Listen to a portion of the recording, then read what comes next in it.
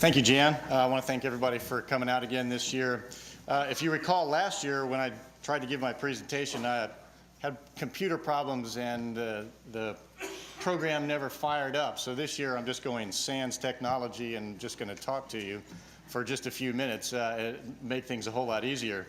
As you recall, we're doing archaeology, doing a couple of different kinds of archaeology on the battleground. And a bit of background and context to that is that there have been two forces for doing the archaeology out at San Jacinto. One has been the State Historic Sites Management Plan. We are creating a management plan that Jim Burton has been working on, and now Laura will be dogging that one, to reestablish the 1836 scene, what it looked like at the battleground, changing the shape of the marsh, reestablishing the prairie. We'll be removing some trees, doing a little bit of landscaping. But before any of that can happen, we have to do the archaeology out there to figure out exactly where various points of the battle occurred. And the other sort of force for doing some archaeology actually is off of the State Historic Site along the shores of Peggy Lake. If you're not familiar with land ownership out there, Parks and Wildlife does not own all the way up to the river face once you turn the corner from the battleship. So over on private land, we had gotten word that there were some folks out there metal detecting, finding things related to the battle, and we were really afraid that we were losing good information that would never get to be folded into the history and the story of San Jacinto. So we began a push to get money and begin an archaeology project out there. Because there are two different forces, so to speak, for that archaeology, I realized that there wasn't any comprehensive set of questions being asked. So this past year, what I did was I began writing a research design so that we could ask those questions of the archaeology, design our field work to get the best and greatest information out of the ground. This is not what you might think of the typical National Geographic style archaeology that most people think of. Because we're looking at the material remains of an event that lasted, as you heard earlier, only 30 minutes at the outside, the material culture in the ground is a lot thinner than the kind of excavations you typically think of will actually find for us. So we're using metal detectors, we're moving a lot faster, we're doing pinpoint kind of excavations, and then using remote sensing technology to help us locate the artifacts on the map so that we can then look at patterns, because it's patterns of artifacts that are telling us or are going to tell us the most about the battle itself. So right now what we have is a research design that is in draft form. I'm working with a couple of different folks on that to get that up to speed so that will drive the archaeology and the way we do things in the field over the next several years. What have we learned so far is that at the breastworks area, where we have done quite a bit of metal detecting survey, those markers that are placed out there that show where Houston was wounded, where Santa Anna's camp was, where the Mexican cannon were, those kind of things, those markers were placed out there 60-some years after the battle. And are they in the right location is one of the questions. It's a very basic question, but it relates to helping us re-establish that 1836 scene and being able to fully interpret the battle. You've heard the saying, if a picture is worth 1,000 words, being able to stand on a spot and say, here is where it happened, must be worth infinitely more. So being able to do that on a place like San Jacinto, which has such great importance in Texas and many of us would argue American history, we want to be able to do that for this battleground. We think from the work that we've done, and there's a little bit of disagreement, although it's friendly disagreement amongst us, that where those markers are placed and where we've concentrated our archaeology so far, while we have found evidence of the battle, there have been remains. We've got 120 some musket balls, is that correct? 160 or 70 musket balls. Less than 20 of them have actually impacted something. And we're expecting that if they had actually found their mark along the breastworks or soldier, that we would have found more that had actually even been fired, and the majority of them we found haven't been fired. So we think that what we've got is the remains of the Mexican army fleeing, losing arms, losing not cartridge, but musket ball pouches as they were running. So we think the battle is actually a little bit further north of where those markers are, which would place it closer to the monument than what heretofore has been interpreted. From there, what we want to find is where the Texas line of fire, as you heard Jeff say earlier, that the Texans stopped and in good Napoleonic fashion fired a couple of rounds. Where was that position? We haven't found that yet either. That position before the charge into the Mexican line. We'd also like to find the April 20 skirmish location. That has never been looked for. And then this spring, actually within the next week or so, we're going to get back out to Peggy Lake, which we had begun 2 years ago.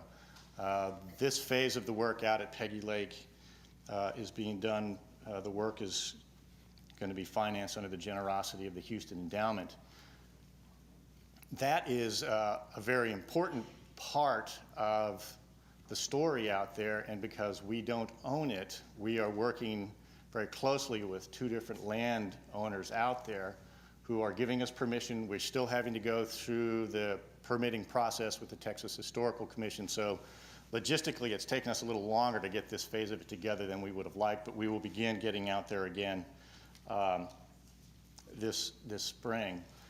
What we did find by the first phase is that subsidence, which you all know from groundwater pumping since about the 1940s, and dredge fill being spoiled out on the edges of the Peggy Lake, did not cover quite as much ground as had initially been thought. There was a lot of thought that we're not going to find anything out there because of subsidence. It's going to be underwater, or so much dredge spoil that it's going to be covered and we just won't be able to see it with the metal detectors. A metal detector, by the way, even the good ones, really can only detect small metal objects to about a foot.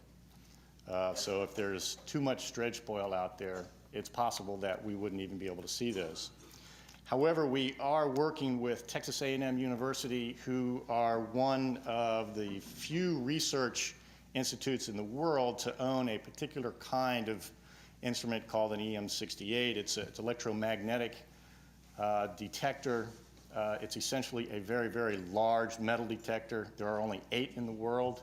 A&M is one of the groups who are helping push this technology further and further so that it will detect the kinds of things that we want. And they were very keen on working with us to help us find things on the battleground and us help them refine cutting-edge technology. There isn't even computer programs written to understand the information that's coming out on the other end of this yet. So it's been a really, really good partnership that we have gotten with A&M.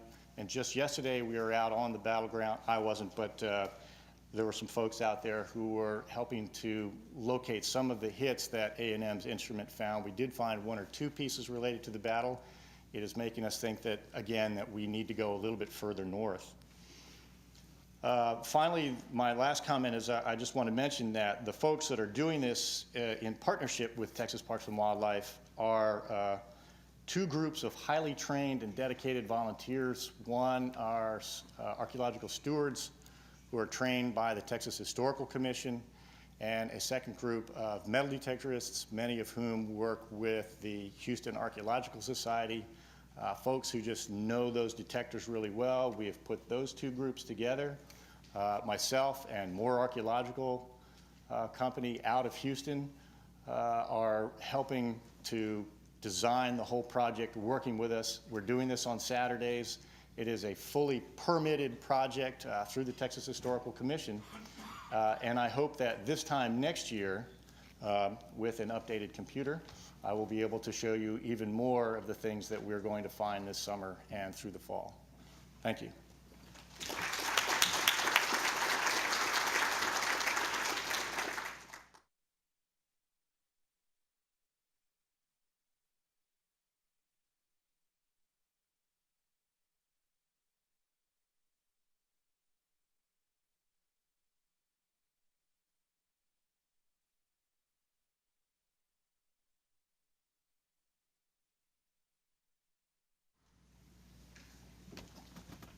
Thank you, Michael. I asked Caroline Crimm before I got up to speak if there was anything she in particular didn't want me to say about her. And she laughed out loud because she's always laughing out loud, even at innuendos and insinuations like that. When I first started coming to TSHA meetings on a fairly regular basis, I'd been once in the 70s and once in the 80s. And I haven't missed one since 1994, and that's where I first saw Caroline Crimm. She was hugging people. She has a habit of doing that, and you can see that big, wide smile. And that's what I like best about her. She's also a pretty darn good historian. And since I've known her, she's been working on this book, recently completed, De Leon, A Tejano Family History, by Ana Carolina Castillo Crimm. It's a marvelous human story, and she's going to tell us a little bit about those marvelous humans who were caught up and pulled in several directions by the Texas Revolution. And she, like so many of our panelists today, are going to look at you and say, it's not that simple.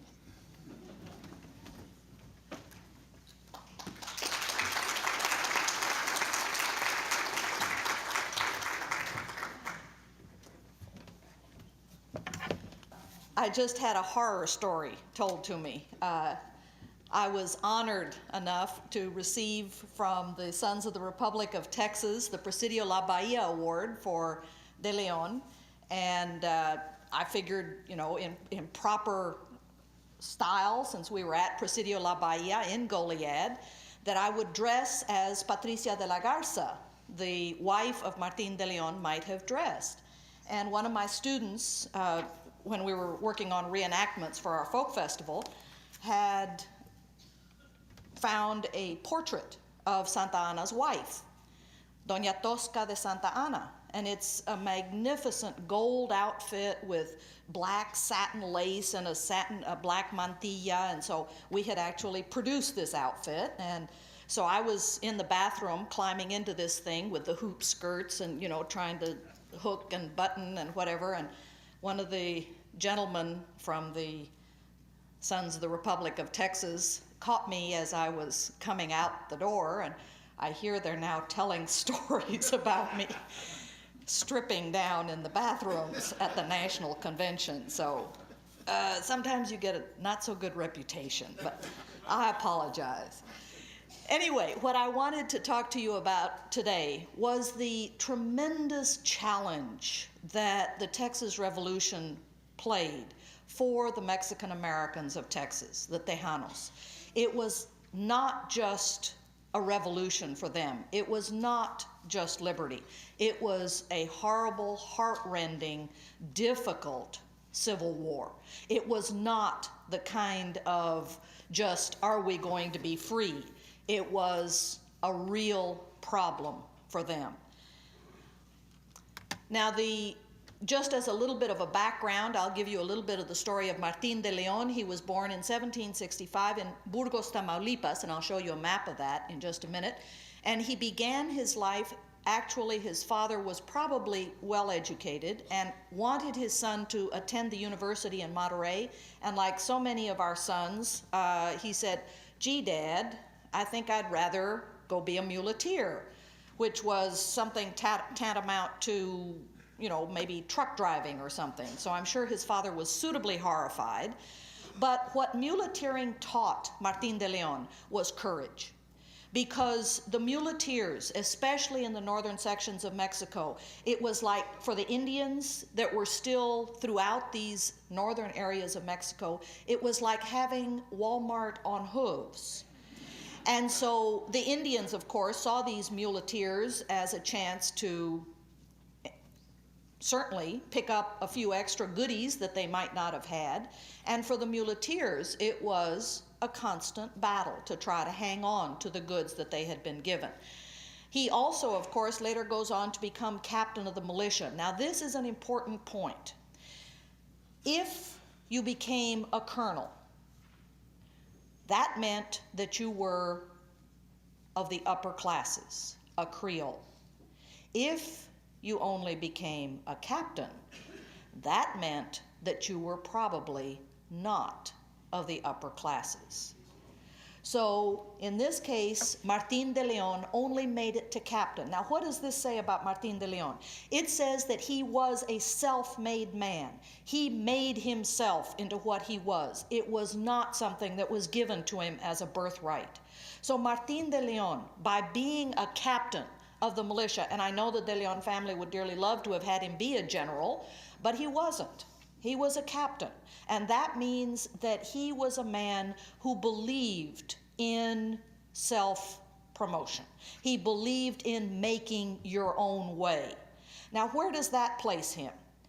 Among the royalists who believe in authority, who believe in obedience? Or does it make him a man who believes in freedom and liberty and individualism? And I would argue that it places him somewhere between the two, because as a captain, he has to expect his soldiers to obey him at all times. His soldiers must obey him, because if they don't, they all die. And yet, why should he, as a captain, not be able to be promoted? Why should he, as a self-made man, not have the right to larger acres of land? So this was one of the problems that Martín de León faced at a time when it was crucial to know whether or not you believed in individualism or whether you believed in authority and obedience to authority. The good thing is he married Patricia de la Garza de León. And Patricia de la Garza de León received a dowry that was more than any of the dowries that I found in any of the records. For Monterrey, which was at the time a really booming town, the biggest dowries that women got was $5,000, 5,000 pesos. She received 9,000. This woman, did she marry down? Did she marry for love? She took that money and gave it to Martín, and with that money, the two of them established the town of Victoria, Texas. Their first little village, their first community was right here on the Nueces River. Some of you may be familiar with San Patricio. San Patricio was actually Rancho de las Margaritas, and it was the crossing from the river going north into Goliad. So this crossing right here at the Nueces River was where they established their first ranch. By that time, Patricia already had 4 children.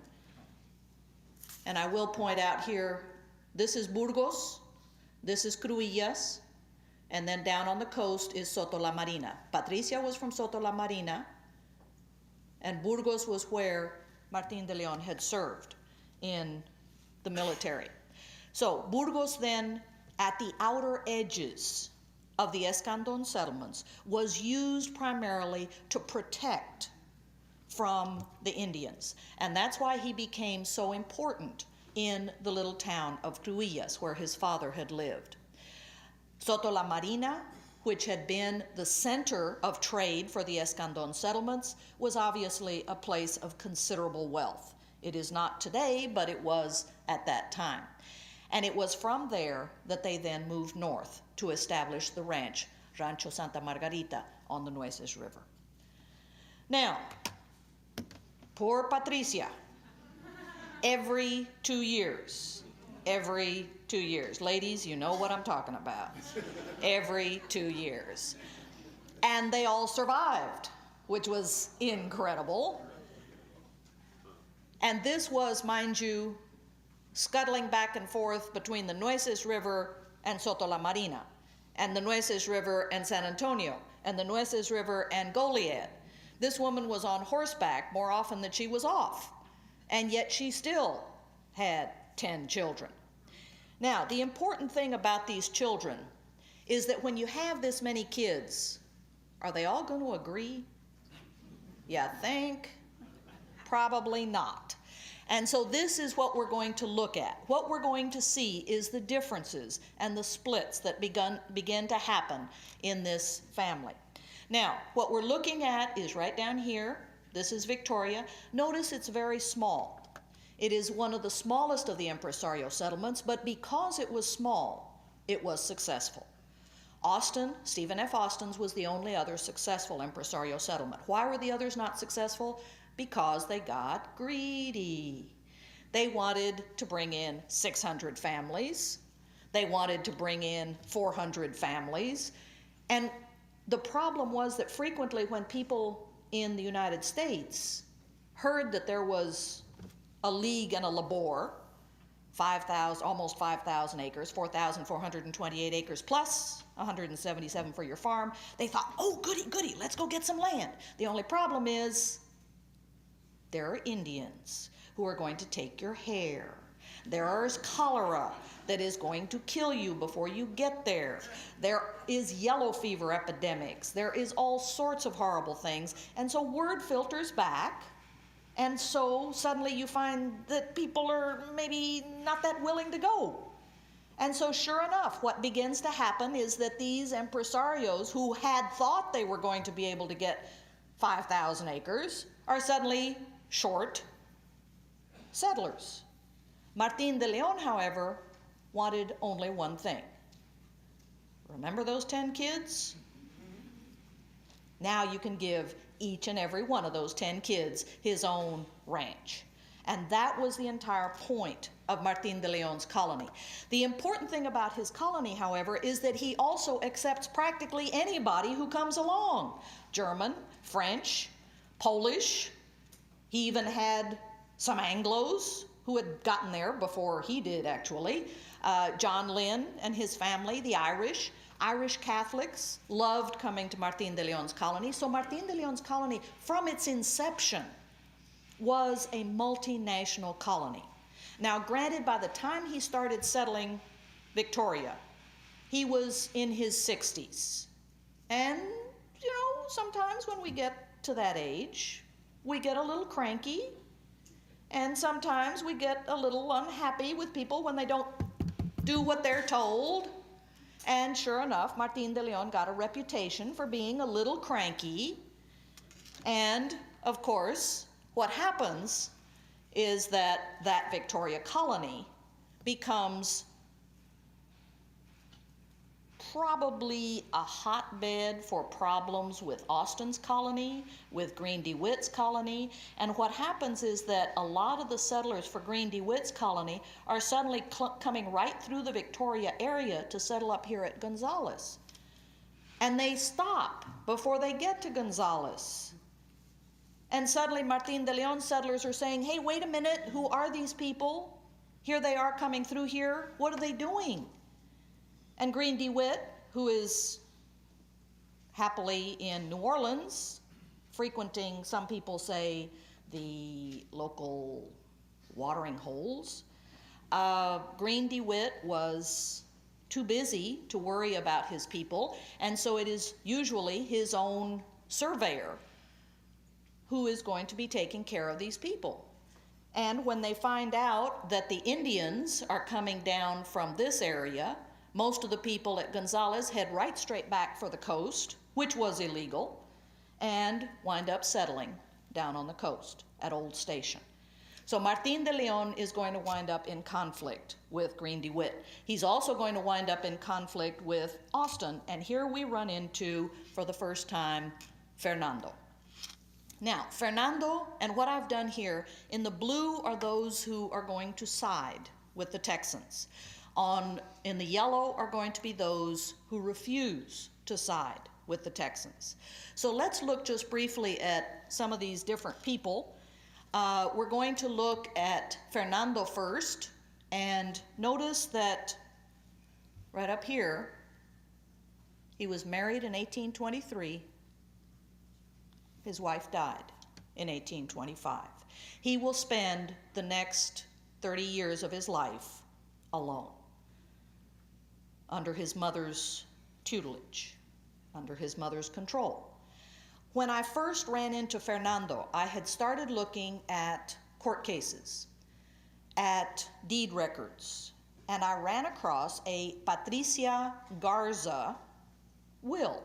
And I looked at it and I thought, this can't be Patricia de la Garza. And then I looked again.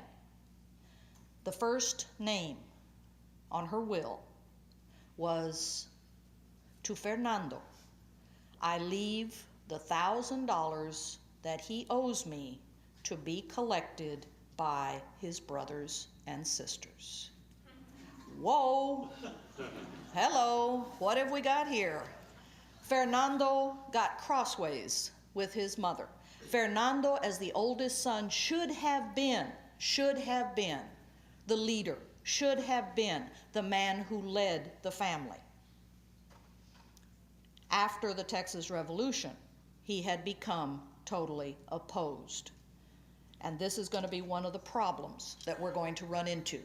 The next one that we're going to look at is the Aldretes. Some of you may even know them today as the Alderites. They still exist. They are still in the Refugio area.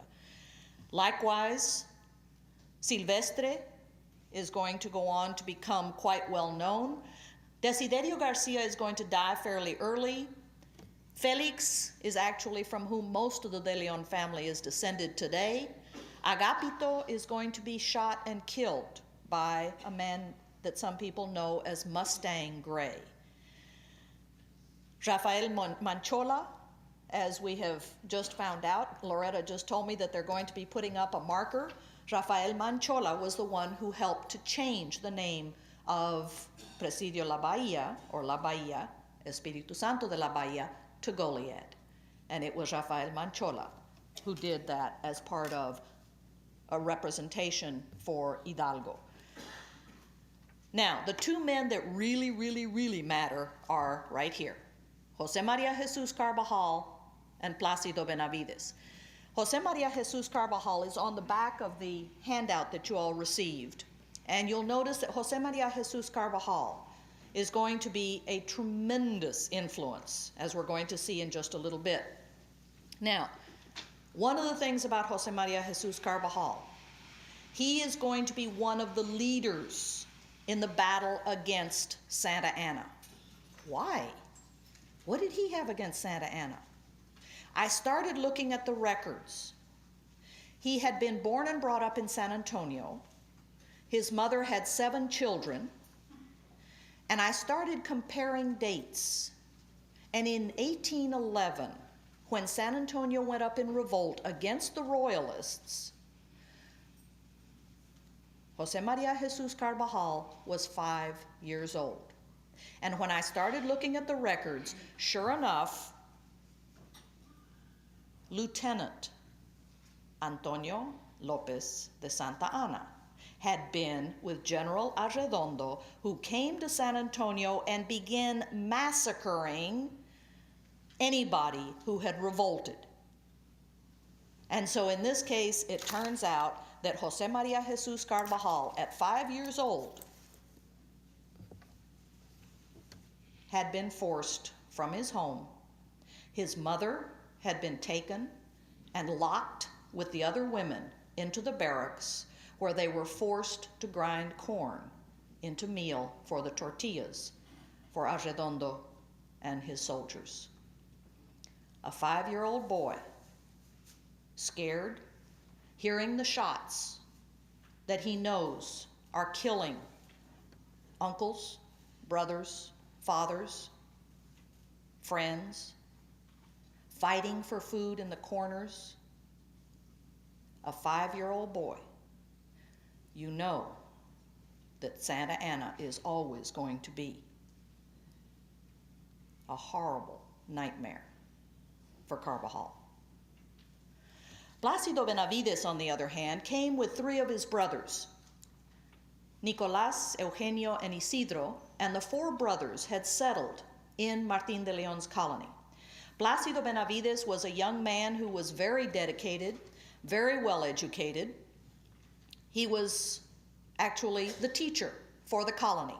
And sure enough, one of the young students happened to be a little girl named Agustina. And within 5 or 6 years, sure enough, Agustina was in love with her teacher. And the 2 of them were married within a year of José María Jesús Carvajal's marriage to Refugia. Now, Carbajal is important because he was sent by Stephen F. Austin to Kentucky to learn English. He became very, very skilled, not only in English, but he became, God forbid, a Protestant. And how on earth Patricia de la Garza allowed her daughter Refugia to marry a Protestant, we don't know. But she not only supported the marriage, but when José María Jesús Carbajal years later tries to found the Republic of the Rio Grande, she gave him, and in her will, she wiped out the debt of $6,000 that she had given him to start his revolution. Now tell me that doesn't make a difference with poor old Fernando. So this is the question then, why on earth, as a Protestant, she accepted José María Jesús Carbajal and let him keep his $6,000 and then was forcing her eldest son to give up his. Now, the important thing about Fernando is that right from the get, he was already having difficulties. As a young man, he had seen and been sent to tell all of these settlers that were coming through the area to get out of the way. When DeWitt's settlers bring in tobacco, remember tobacco then, as now, was a taxed commodity, and the Anglos couldn't understand, why they had to pay taxes on tobacco. Sometimes we wonder about the same thing now. And Fernando was once again in the middle of the controversy over the tobacco. Actually, Martín de León, by this time getting very, very cranky, Martín de León goes to DeWitt's colony at Gonzales, and of course, the rumor mill being what it is, the word was already out ahead of him. Oh my God, de León is coming. He's going to chop your heads off. He is going to kill the colonists. And by the time Martín de León and Rafael Manchola reached Gonzales, the entire town was up in arms. Actually, Martín de León, because of his bad rap, had really not ever planned to take anybody's head anywhere, but the reputation preceded him for being cranky, and what happens, of course, is that he simply takes the tobacco back to Victoria with him. So this was one of the difficulties that they ran into. In addition, Fernando is sent to Austin's colony with a load of corn, and when he gets to the colony, a donkey that had been loaned, we're not sure whether rented or loaned or whatever, to De León by one of the Austin settlers, had been returned, and there was a charge. Your donkey has stayed here, your donkey, used up so much grass, your donkey, was eating our oats, and therefore you now owe us 50 pesos. The gentleman to whom the donkey belonged was not happy about the whole situation, and so he took Fernando and threw him in jail. Fernando was going to get very used to being in jail. Fernando finally is bailed out by his father, but Fernando de León is now going to move up in the government. He is going to become land commissioner in 1829.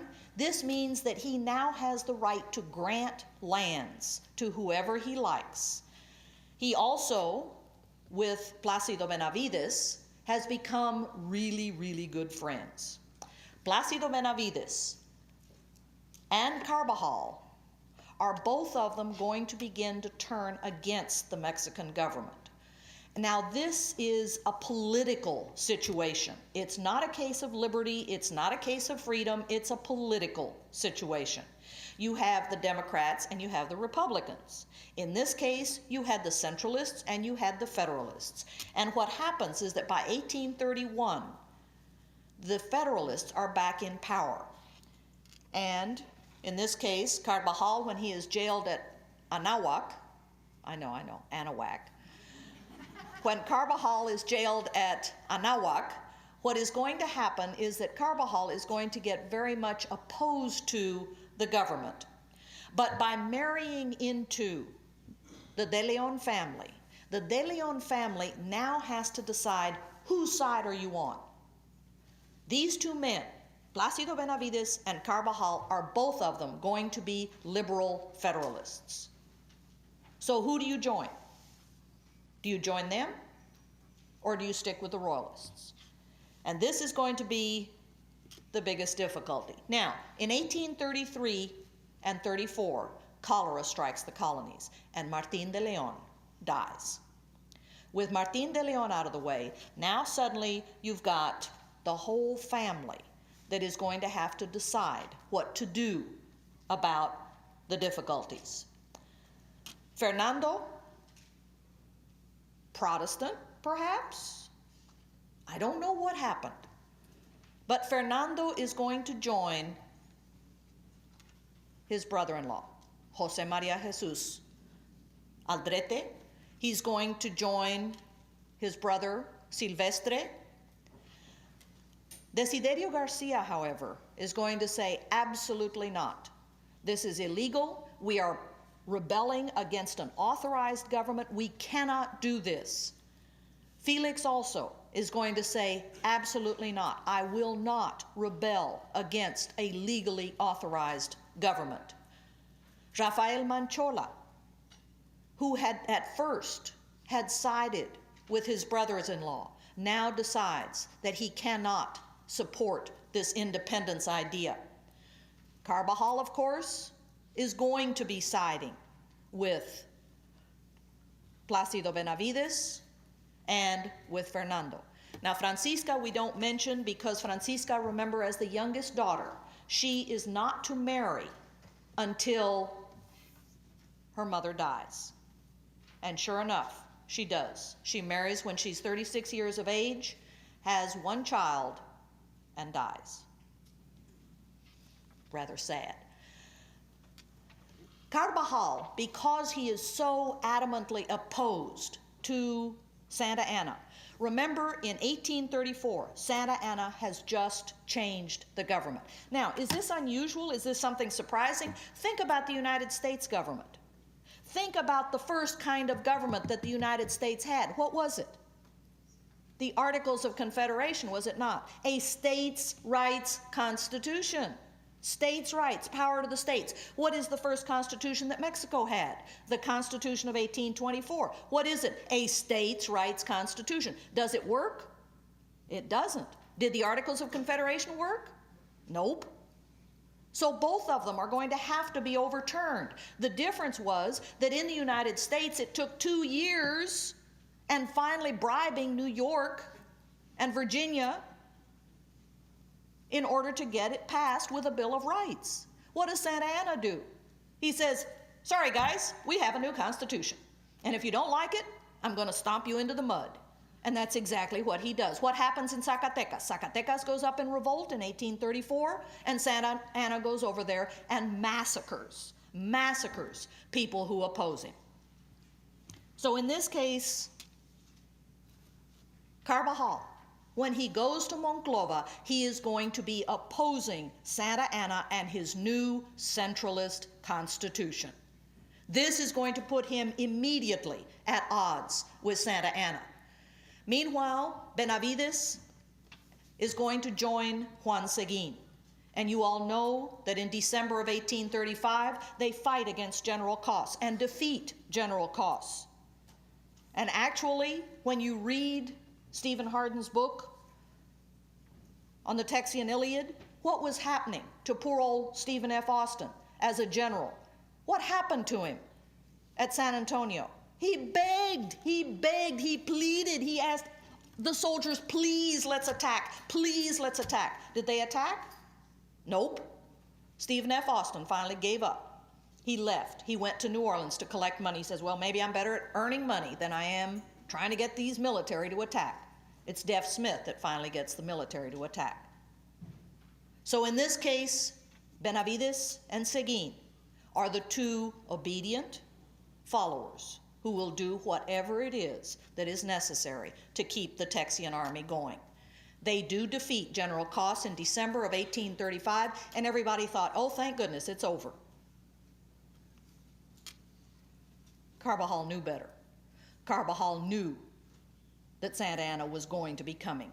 And sure enough, by January of 1836, Carbajal convinces Fernando they have got to get supplies. They have got to get money to help the Texan cause.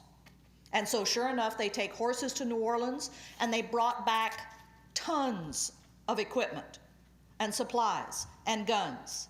Unhappily, their ship was captured by the Mexican ship Bravo. Carbajal and Fernando were not able to talk their way out of it. And sure enough, they were throwing loads of muskets over. They were throwing over, I believe it was 15 casks of gunpowder, stuff that the Texian army was going to need desperately, things that Sam Houston would have given his eye teeth for, and they had to pitch it into the water. And then Fernando de Leon and Jose Maria Jesus Carbajal are taken to jail in Matamoros. By the time February rolls around, sure enough, we've got General Urrea coming up through Lipantitlan, through San Patricio. He captures King in here. He comes all the way up, captures Fannin. The execution of Fannin and his men at Goliad, and then he goes on to Victoria. So in this case, General Urrea is now going to be the direct threat to Victoria. Ask yourselves, what are you going to do? Do you stay on your ranch? Me no Alamo, me no Goliad. Do you stay out of the way? What do you do? If you fight, you're going to get into trouble.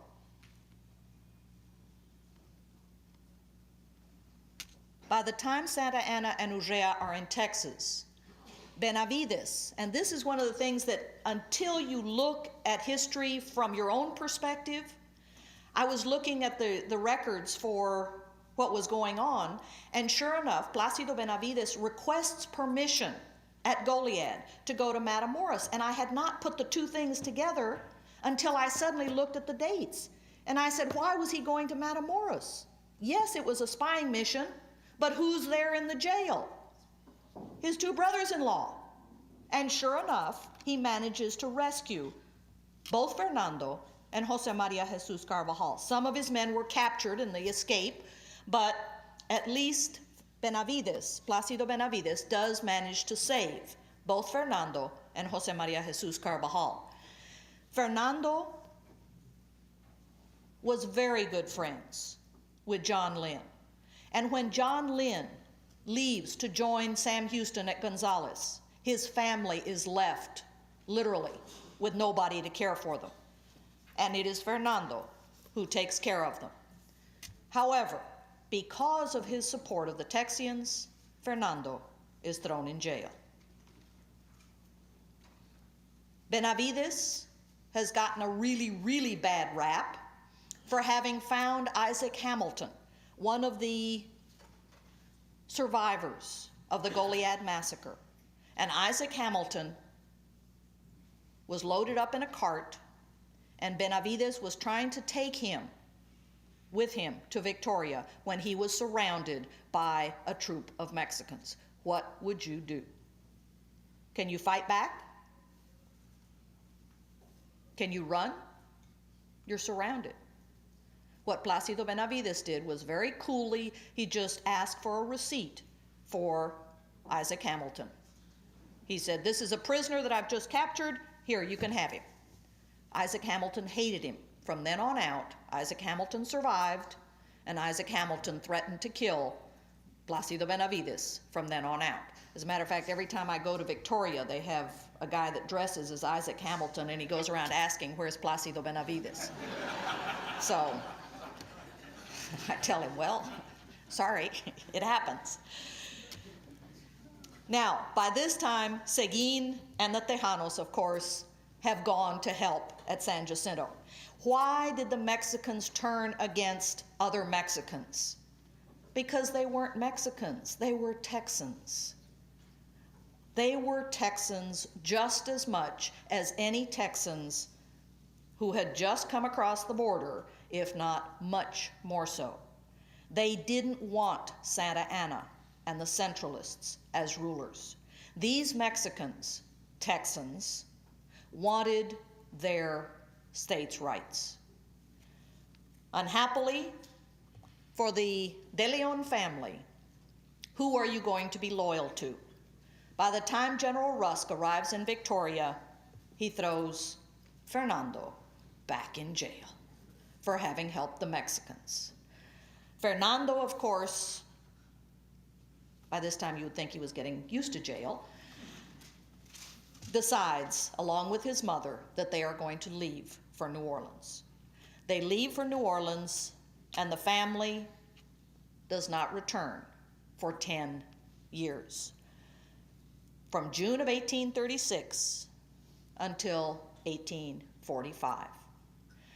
Yes, they lost a lot of land, but when they returned in 1845, they fought to regain it. The Martín de León family never gave up on Texas. They believed in Texas, they loved Texas, they were Texans at heart. Thank you.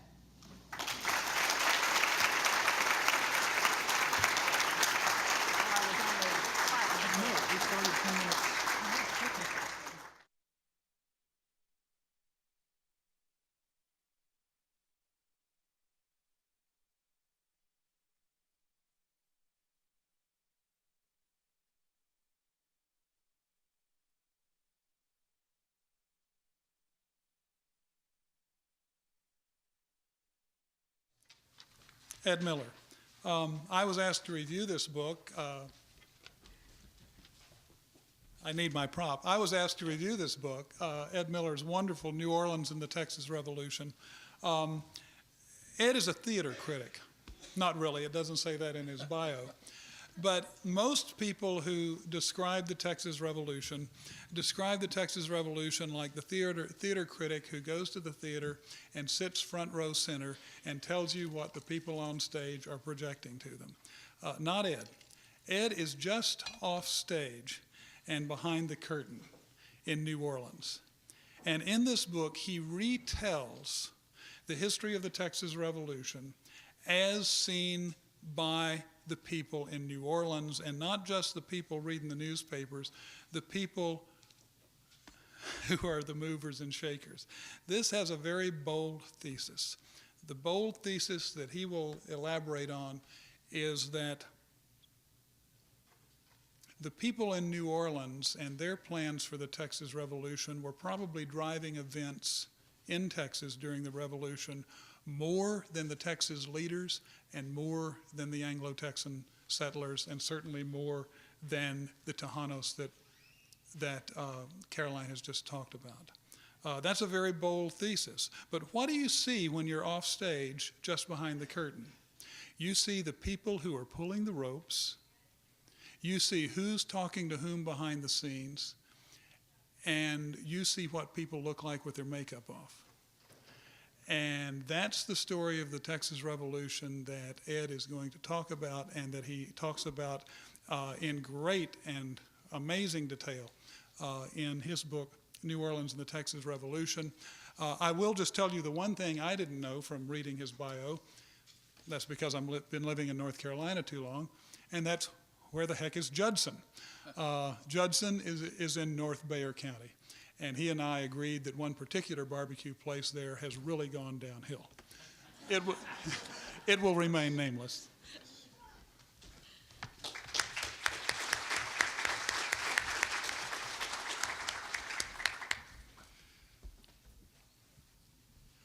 Thank you, Dr. Crisp.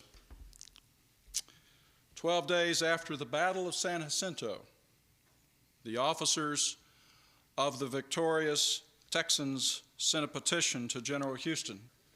This was the petition that the officers of the victorious army wrote to their commander-in-chief. Headquarters of the Army, Camp of San Jacinto, 3rd of May, 1836.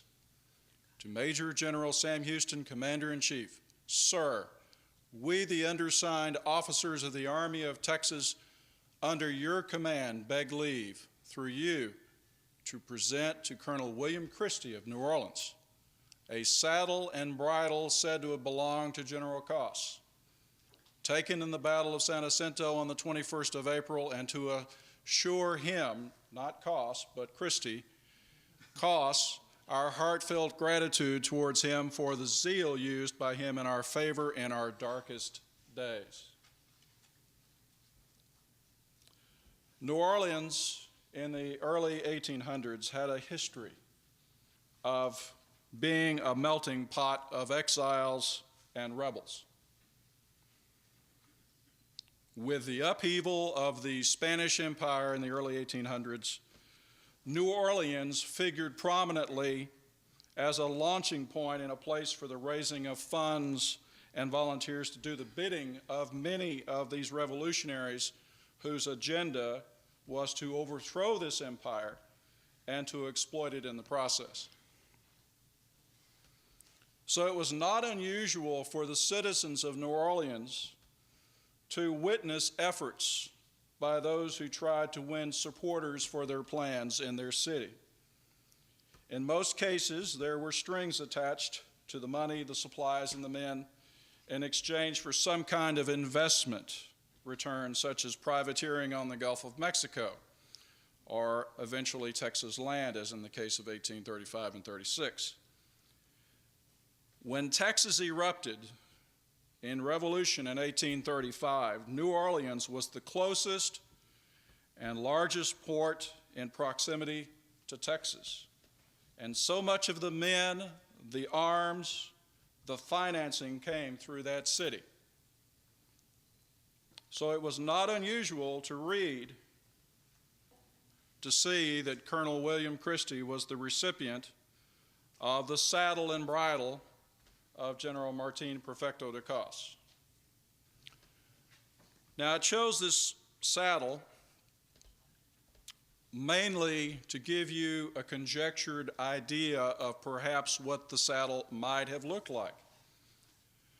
Regrettably, the Christie family who did receive this saddle no longer knows where it is. But this is reportedly Santa Anna's saddle that is located at the Sam Houston Memorial Museum in Huntsville. And I would like to express my appreciation to Mike Woodward, Chief Curator there, for allowing me to use this image.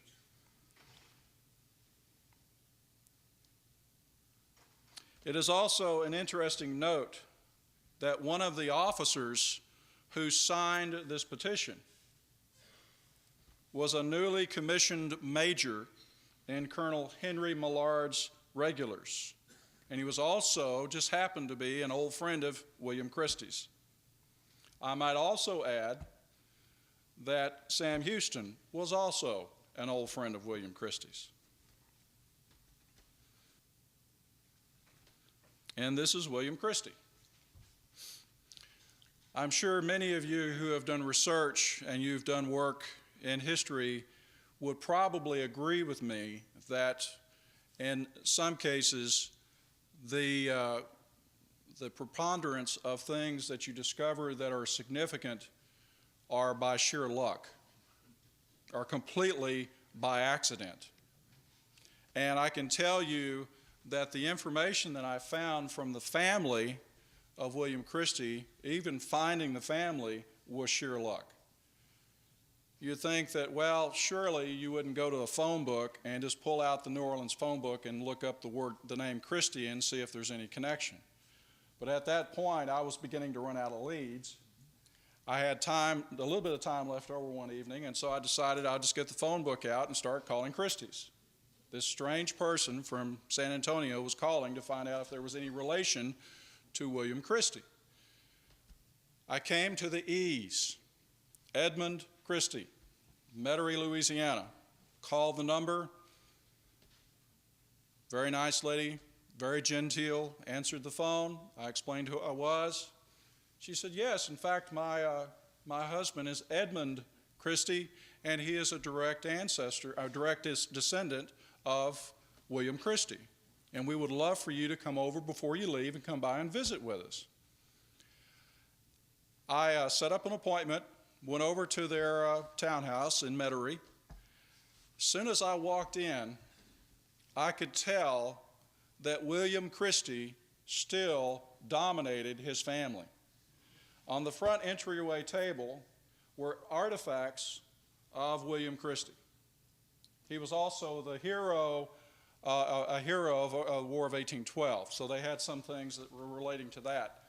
But then they said, well, there's Colonel Christie. And they showed me right above this piano this huge portrait of William Christie. So this is a black and white shot of that portrait, William Christie. William Christie was a very controversial individual in New Orleans. And in the 1850s, Christie also attempted to run for Louisiana governor. This was the lithograph that was done for Christie. You know, you've seen, especially when people run for president, what's one of the first things they do? If you look at, you've seen in the last couple of elections, what do candidates do? Well, they do that. They do a lot of that. They write a book. They have a book that they publish about their views, about their life. Well, this was not a new idea because Christie in the 1850s also had a section of a book called Sketches of Eminent Americans, and he was a part of that. A whole chapter on just William Christie in hopes that he would become governor. Well, he wasn't elected, so all of his efforts were in vain.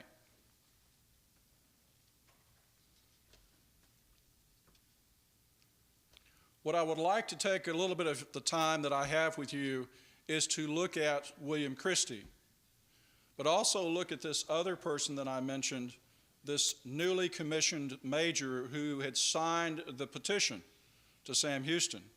His name was John Melville Allen. And so I would take a little bit of time of my presentation to take a look at Allen as well.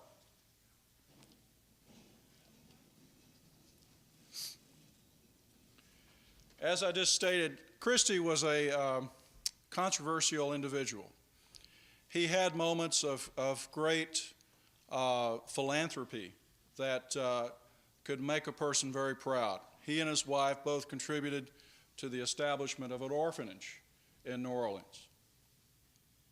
But at the same time that he was also participating in the movement to support Texas during the Revolution, he was also being accused of being actively involved in a group that was very controversial by the name of the Louisiana Native American Association. Now, we're not talking Native American as in Indians. We're talking Native Americans much like what we would think of today as white supremacists. People who were maybe in the gangs of New York idea, the genre that you look at when you see that movie. A great deal of upheaval was taking place in many of our large cities, such as Boston and Philadelphia, New York, and New Orleans. You had a huge explosion of people from Europe primarily in Germany, the Germanic kingdoms, and the island of Ireland. Irish were coming in as well. And so for people like Christie, this was thought of as a threat, unless you could exploit them politically. But they were a threat because there were too many people, too many immigrants for not enough jobs. And so Christie was accused of being a part of this movement.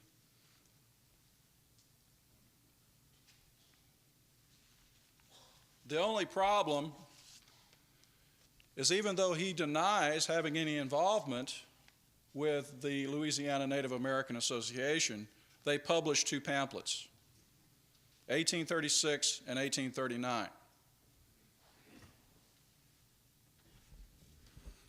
One thing that you also need to note is the fact that some of the other names pop off the page. Thomas Tobey, who was a Texas agent. Jacob Wilcox, who was a financier. T.R. Hyde, who was also a supplier of military supplies for the Revolution. Samuel Thompson, who was a shipper between New Orleans and Galveston. We will find, and this was one thing I had difficulty understanding, is what was the connection? Was there a connection, first of all, with involvement in other things that Christie was doing? Why would he choose this particular type of activity? And I think it's because of the reaction that many of the Americans saw was the influx of the immigrants, and where were they going to put them in the rise in crime rate. A lot of things that we hear today, no different in the 1830s. Yes.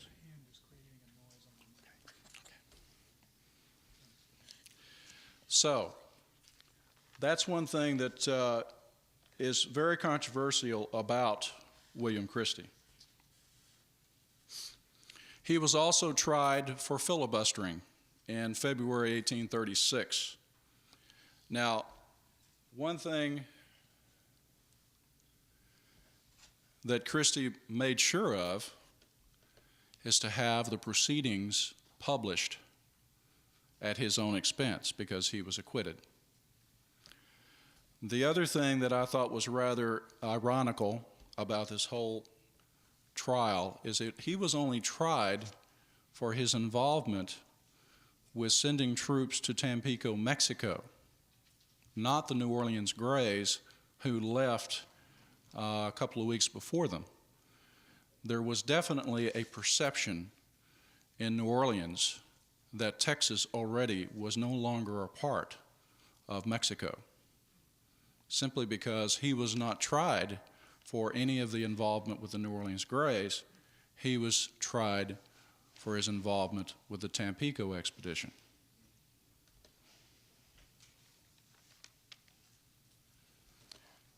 We cannot move away from the story of William Christie without understanding the location where many meetings took place led by William Christie. William Christie's office as a notary in New Orleans was in the American District. And the American District, how many have been to New Orleans and you know where Magazine Street is? Yeah, Magazine Street, right off a canal going west, you will come to the remainder of what we know as Banks Arcade.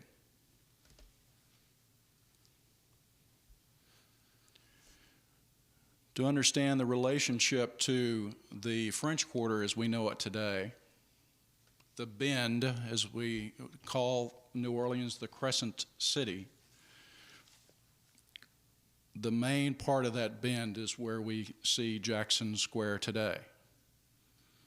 Just to the west of there, beyond Canal Street, where there is a red block, is the block-long, or at one time, the block-long building complex called Banks Arcade, built in 1833 by Thomas Zempel for Thomas Banks, who was a local speculator and construction builder. This is a photograph I took of what was left of Banks Arcade in 1995 before any major changes took place. This time, J. Aaron, a coffee importer, was still located there on the corner.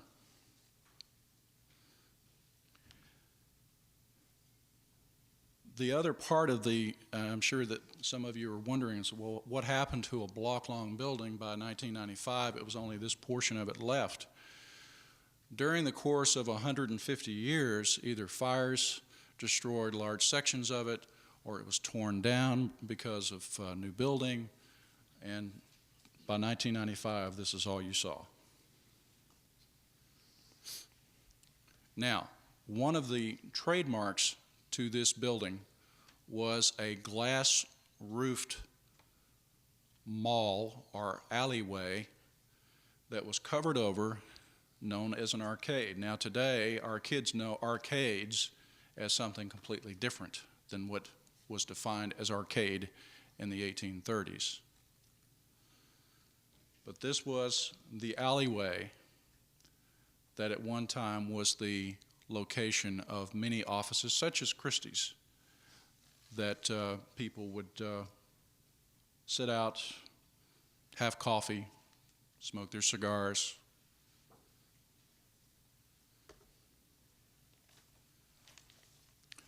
This is 1998, 3 years later. To our surprise, we come back and discover that what's left of Banks Arcade is now being gutted. And we're very concerned because we know the historical significance of this building and hoping that it continues to be used and preserved. There is a sign, as you see up there on the corner, Traplin Architects.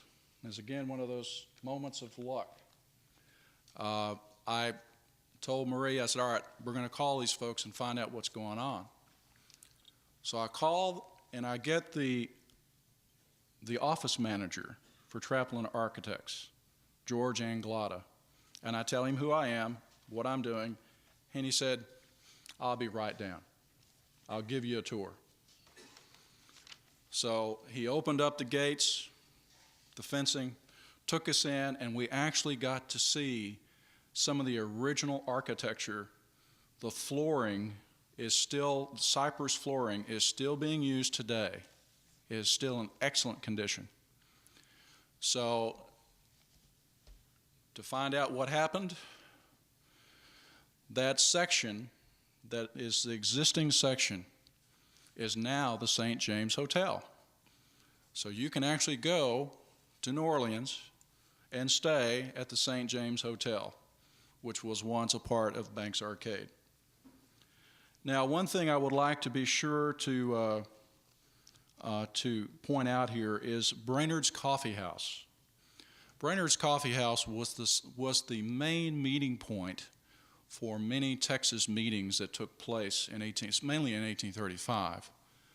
But that was a three-storied galleried building, and on the first floor they had the coffee house. And so there are descriptions of the first big meeting that took place in October 1835 as being so large that all of the galleries above were packed with people. And I paint the picture of these workers. Of course, you have to remember back then they didn't have deodorant.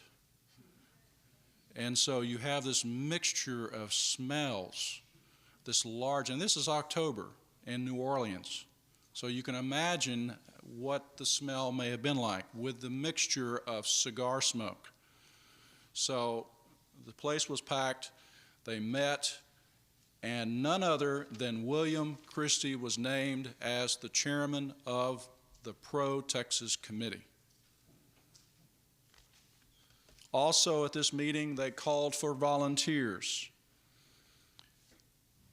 Ultimately from this, 2 companies of men depart, one under the command of Thomas Breese who travels up the Red River to Natchitoches, to Nacogdoches, and then down the Camino Real, on to reporting to Austin at San Antonio.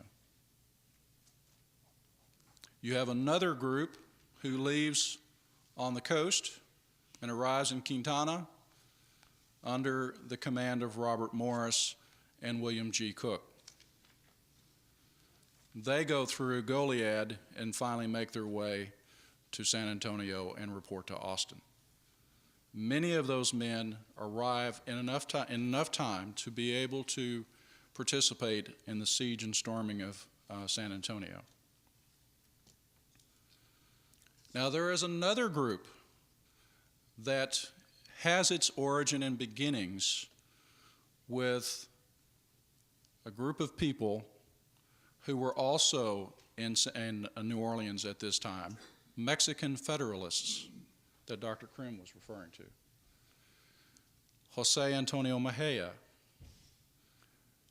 Gomez Farias, who was the ousted vice president under Santa Anna, was exiled, and other Federalist supporters that find their way to the city. They go into this October meeting with the thinking that because Texas is still very much a part of Mexico, that this is going to be to help overthrow the Centralists in Mexico City. They were wrong. And so you find that's the watershed mark of support and cooperation between these two groups, the Americans and the Mexican exiles, who think at that point that they're on the same page. But after October 1835, it doesn't happen. So, what takes place after this is in November 1835, another expedition departs for Tampico under the command of Jose Antonio Mejia. One of those captains who was chosen as a part of the command force of this expedition was John Melville Allen, the old friend of Christie's. One of the things that told me a little bit of why Christie might have been involved with the Native American Association was his response to Allen, as Allen expressed to him during his trial, expressed the testimony of what Christie said to Allen as they were getting ready to board. He said, if you have a job, and he said this to a lot of the people, he said, if you have a job, stay here, be productive to our city. If you're not, let these other folks, the riffraff, he didn't use that word, but that's what I'm reading into it, let those that are unemployed, let them go be the cannon fodder. And I think there was a reflection of his views of seeing the threat of the flood of immigration as seeing his influence of encouraging certain groups of people to leave to go on the Tampico expedition, and discouraging people like Allen to stay because he had a respectable job. Another shot of the front, the remaining part of Banks Arcade.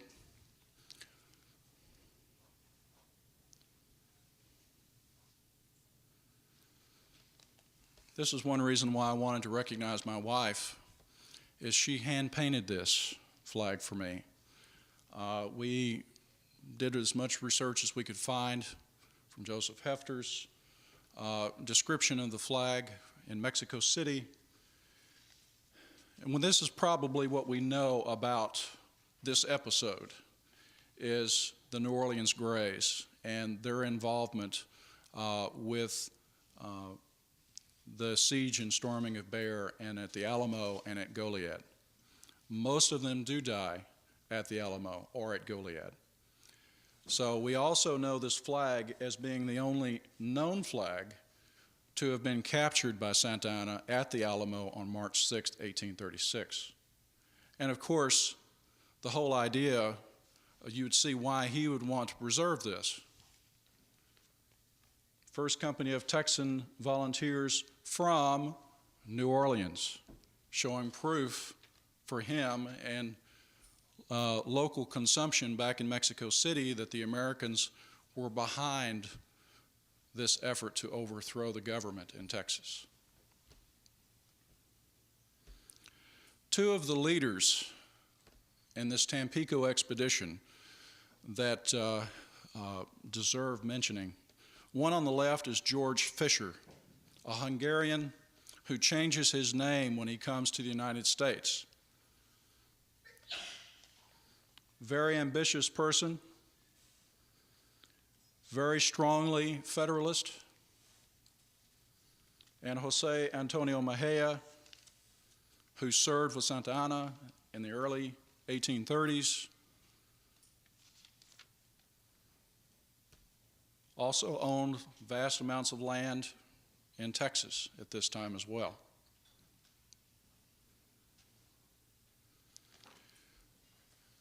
These are actually George Fisher's records of the number of companies and men that actually went on the expedition. And I have yet to understand the company of Grenadiers, Grenadiers. I was puzzled by why they would call themselves Grenadiers because of what I've seen in terms of the total amount of arms that they had. I did not see any grenades. So why they call them themselves that, I don't know. The total number of men that went on this expedition was over 160 people. Approximately 30 during an early morning attack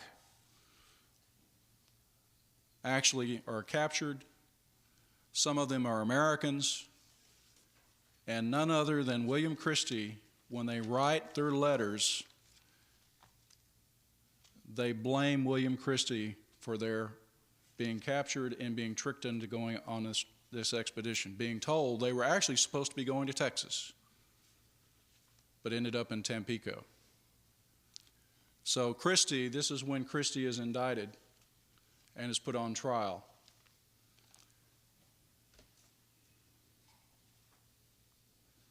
Now to John Melville Allen, who makes his way back after the disastrous attempt to take Tampico, which was a failure. Allen finds himself in Texas, an adventurer at heart, served in the U.S. Navy,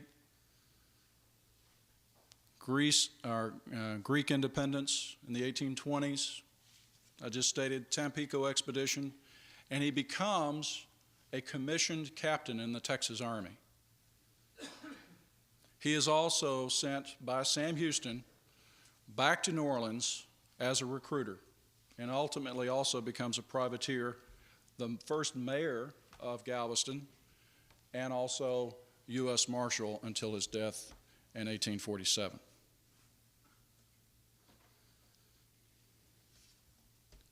This shows a little bit of what Allen experienced during this 6-month period. The Tampico expedition, November 1835.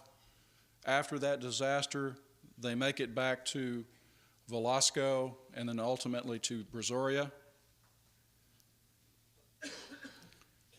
A remnant of the Tampico expedition chooses to stay with Allen and separate from Mejia, who was still in Texas with this group and ends up going back to New Orleans. But Allen and a small group of approximately 30 men stay in Texas. He goes to San Felipe, where the temporary government is located at. They give him a commission as captain in the Texas Army. And in the correspondence that we find between he and the government, the last point that he's in Texas is in late December 1835 at Beeson's Ferry on the Colorado, where he is sent back to New Orleans for recruiting duty.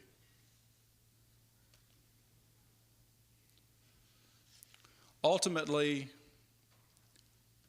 Allen puts together a small group of approximately 40 men, volunteers that he brings back to Texas.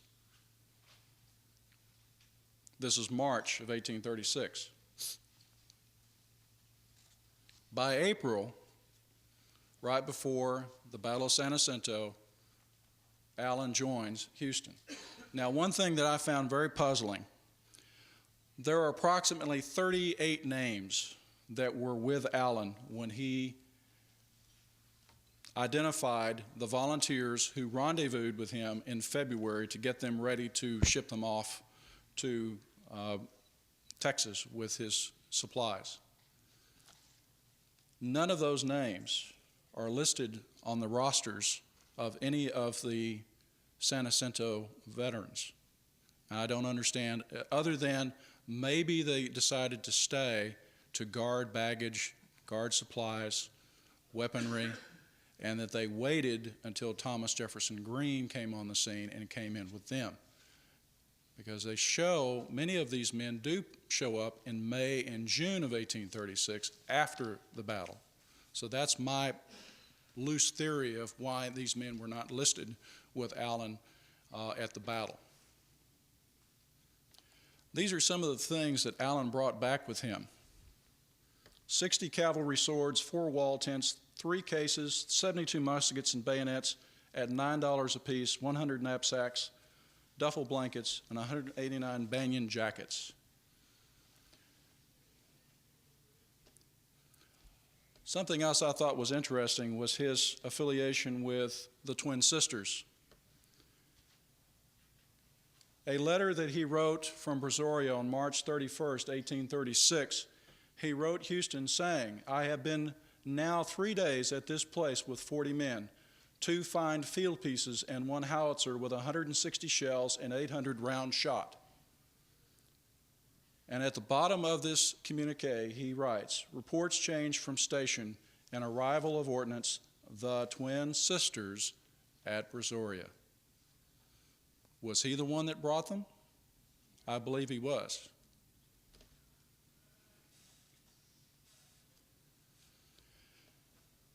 Interestingly, we just looked a little bit at the New Orleans Grays and the Tampico expedition and the men that Allen brought back with him. The only 2 men that I could locate and identify on the rosters of soldiers who fought at San Jacinto were William G. Cook and Martin K. Snell. Snell actually becomes, I believe, a first lieutenant in Millard's, one of his companies. William G. Cook becomes a major and assistant adjutant to General Houston. The Tampico expedition, of course, we've made reference to John M. Allen and another person, Robert McCloskey, who also joins the regulars under Millard. Charles Stewart, I'm not sure of, but there was a Charles Stewart mentioned in both rosters, and so I put his name down thinking that there's a good possibility that might be the same person. The majority of Allen's company were executed with Fannin. I'm talking about those that he left at Beeson's Ferry that went on and joined Fannin at Goliad. Many of them, I would say the vast majority of them, died on March 27th, 1836. I find many of those 40 volunteers that Allen brought in March 1836 on rosters later in the summertime, mainly Brevet Captain Nicholas Lynch's company, Company C of Millard's company, or I'm sorry, Millard's regiment. Now, something this morning I wanted to be sure very quickly to cover is some of the things that I ran across I thought were very, 5 minutes, okay, this will take 3. One of the things that was mentioned this morning was the fact that no military communiques were sent or found from Houston to General Edmund Pendleton Gaines. That may not be the case, but we do have some other supporting documents. In 1859, Anson Jones in memoranda stated, quote, "Houston's retreat afforded the government of the United States a pretext for making common cause of Texas and produce the same state of things which was brought about 10 years later by General Taylor's advance to the Rio Grande." End of quote. Now, this was a pro-Sam Houston person. Guy Bryan. "Houston had everything to gain by ultimate success through desolation of Texas. Hence his policy to retreat across the Neches to the proximity of General Gaines' army, where he would be reinforced and aided by Gaines, and Santa Anna drawn into Texas as to make his escape impossible." And Richard Stenberg, Some Letters of the Texas Revolution. Anthony Butler, who was an ambassador, talked Andrew Jackson to claiming erroneously that the United States actually had a claim on the Neches area as the western branch of the Sabine between the Neches and the Sabine based upon earlier incorrect Spanish maps. John Mellish, the John Mellish map actually showed the Neches and the Sabine, two distinctive rivers at the Gulf.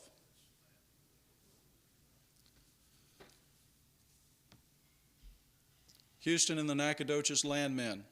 S.H. Everett, and you'll hear me occasionally, and you'll see in the book the reference to the landmen. I take that from S.H. Everett, November 1835, where he referred to Adolphus Stern and many of those as Nacogdoches landmen. In April, he writes to one of those, Houston writes to Henry Regay, "Don't get scared at Nacogdoches. Remember, Old Hickory claims Natchez, the Neches, as neutral territory." Now, this is right in the thick of Santa Anna breathing down his neck. And he says, "Don't worry, Jackson's got it under control." Now, going back to our final slide, as I'd stated, one thing that I found surprising is that General Coss's saddle was sent to Christie.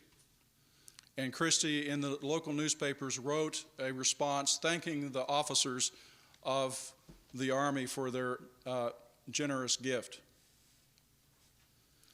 In talking to them, they said, "You know, there was this saddle we had out in the garage for many years." And I knew exactly what this was that they were talking about. They had these stories of this old saddle sitting out, and they finally decided that they needed to get it to some place that would be taken care of. And they said, "Well, we gave it to some museum here locally." So you can imagine what my research was over the next several weeks, is to make lots of phone calls to try to find a museum that had a saddle that may fit this description. Nobody has one. Nobody has an acquisition record going back to the early 1900s for this saddle. So this is one of those ongoing things that I will be continuing. And that's it. Thank you.